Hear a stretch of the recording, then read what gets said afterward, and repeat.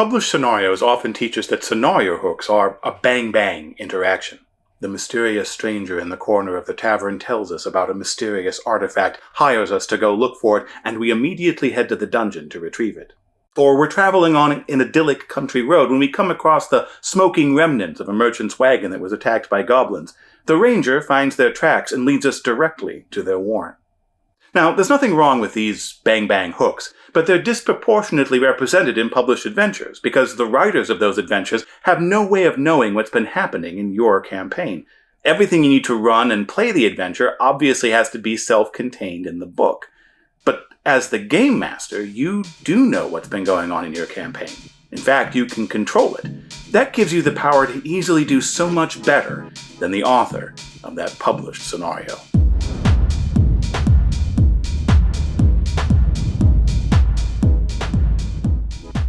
Let's take a second look at those scenario hooks. What if instead of a mysterious stranger, it's a longtime ally or patron of the PCs, someone they've, built a relationship with? What if instead of fetching an artifact that an NPC wants, the MacGuffin is something that the PCs need to accomplish their goals? And maybe the stranger isn't buying their services, but selling them information. Instead of a random merchant, what if the goblins attacked someone the PCs know or care about? What if the goblins don't just materialize out of thin air, but are a threat people in the local village have been talking about for weeks, or are part of a goblin clan that the PCs have fought before and have a history with? These kinds of long-term threads will weave the adventure into your campaign. The stakes will be higher and more meaningful to the players because they aren't just transitory concerns here for the adventure and then gone tomorrow. Long-term scenario hooks can be implemented in a variety of ways and have a variety of effects, depending on the campaign structure you're using. But for the sake of simplicity, let's focus on an episodic campaign for the moment. The players are presented with a single scenario, they complete that scenario, and then they get presented with the next scenario. Now, broadly speaking, there are two ways to implement long-term scenario hooks. First, you can retrofit the hook. When you pick or design your next adventure, you simply look back at the campaign to date and figure out how to use the existing continuity to hook the new adventure. What are the PCs trying to accomplish? What do they want? Who do they care about? Who do they hate? What are your players talking about between sessions? Just take any of those things, dangle it on the hook. Now, the other option is to plan for the hook, which is basically what it says on the tin. If you know what adventures you're planning to run later in the campaign, whether they're published adventures or something you're planning to make yourself, you can take a peek at them and think about how you can incorporate and foreshadow those elements into the earlier adventures of the campaign. As an example of what this prep might look like, let's take a peek at Journeys Through the Radiant Citadel. This adventure anthology, shepherded into existence by project leads Ajit A. George and F. Wesley Schneider, is a collection of 13 D&D 5th edition adventures designed for PCs from 1st level through 14th level. And I guess I should warn you now, there's going to be spoilers. Although loosely bound by the conceit that the adventures are set in a location which can be reached via the transplanar nexus of the Radiant Citadel, each adventure in the anthology is a completely standalone experience. Nevertheless, it seems quite likely that many dungeon masters will run Journeys Through the Radiant Citadel as an episodic campaign, running each adventure in sequence one after the other. So, how could we prep long-term scenario hooks for these specific adventures? Well, to start with, the tiers of play in D&D 5th edition make for a handy rule of thumb here. To set yourself up for success, you should be dropping the groundwork for your Tier 2 and Tier 3 adventures in the Tier 1 adventures of your campaign. So let's start by taking a quick peek at the Tier 1 adventures in Journeys Through the Radiant Citadel. First, we've got Salted Legacy, in which the PCs get caught up in a family drama and business rivalry in the Dinsing night market. Second is Written in Blood, in which the PCs journey to a farming commune to uncover the source of an undead curse. And finally, The Fiend of Hollowmine, in which the PCs must hunt down a demon spawn which has unleashed a plague in San Citlan. Using these scenarios as the foundation of our campaign, let's take a look at the scenario hooks for the next several adventures in the anthology. Now, one of the really great things about Journeys Through the Radiant Citadel is that the designers have included multiple scenario hooks for each scenario, so we'll have some nice options that we can work with. Now, the first Tier 2 scenario in the anthology is Wages of Vice, in which Zinda's March of Vice is famous throughout the region.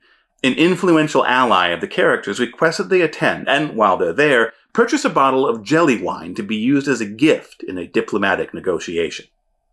Let's go back to Salted Legacy, the first of the Tier 1 adventures.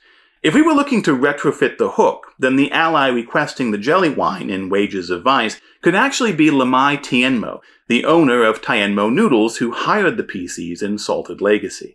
But since we already know that we'll be eventually running Wages of Vice when we start the campaign, let's also plan for the hook. At the end of Salted Legacy, perhaps Tienmo could ask the PCs to keep their eyes open for interesting ingredients and drinks that she might use to create new noodle dishes and enhance her menu. Now that's a nice open-ended link. If the players bite, pun intended, it's quite likely they'll keep finding new ways to engage the hook in every adventure. Now this isn't the only connection we could forge in Wages of Vice. The PCs also get involved with Madame Samira Era, the King of Coin and one of the rulers of Zinda. She's investigating a series of attempted political assassinations. As we continue to plan for the hook, it might be nice to establish her earlier in the campaign. Let's reach back to the Written in Blood adventure, for example, and take a peek at its scenario hook. A trader the characters have had past dealings with, perhaps from the Radiant Citadel or the Dinsing Market, invites the characters to promise to participate in a business deal with Aunt Deli. We'll have this merchant be Samira Era, the King of Coin from Wages of Vice. She's been doing some economic outreach, and the guards she's had with her took ill after their visit to San Citlan.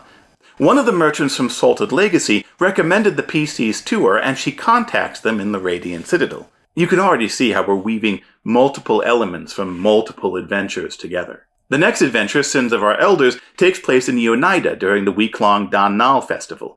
One of the hooks involves the PCs being invited to attend the festival by a family member or a friend. You can look to the PCs' backgrounds for the family member or friend, who might be a native to Oneida or just might want to visit, but we can add a little foreshadowing by having Samira Era mention in Written in Blood that her next festival envoy will be to Oneida. Then we have Gold for Fools and Princes, which takes place in the Sensa Empire, where the Empire's rich gold mines are disrupted by an infestation of gold-eating autumn varaxai. In addition to being a tasty treat for Tienmo Noodles, the big thing we'd really like to pre-establish for this adventure is the Empire's reputation for goldsmithing, and the powerful Arm Guild that oversees it. This should be fairly easy.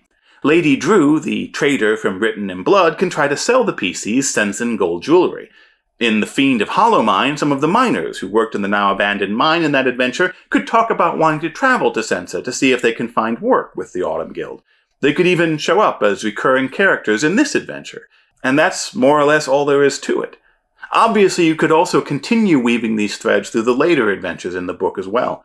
For example, if the PCs are getting on well with Samira Era, she might send them to the Gold Warrens on some errand as the primary scenario hook for Gold for Fools and Princes. Now, although I opened this discussion by saying that published adventures were predisposed to bang-bang hooks, and that it's impossible for adventure writers to know the continuity of the campaigns of the GMs who choose to run the adventure, it's not entirely true that the designers can't design long-term scenario hooks like this for published adventures. The trick is to simply prep tools and content that GMs can use before your adventure begins. A tool I've developed in my own work as a designer are groundwork sidebars, which give the Game Master examples of how material in the scenarios can be incorporated into earlier adventures. It's literally laying the groundwork for the adventure. There's a link describing these and other scenario tools you can use in published adventures in the Font of All Knowledge down below. If you'd like to see what these look like in practice, check out the Welcome to the Island Adventure anthology I developed for Jonathan Tweet's Over the Edge role-playing game. I'll leave a link for that down there too. And while you're down there, make sure you plan your own hook for watching the next video by hitting the subscribe button. Good gaming. This is Justin Alexander, and I'll see you at the table.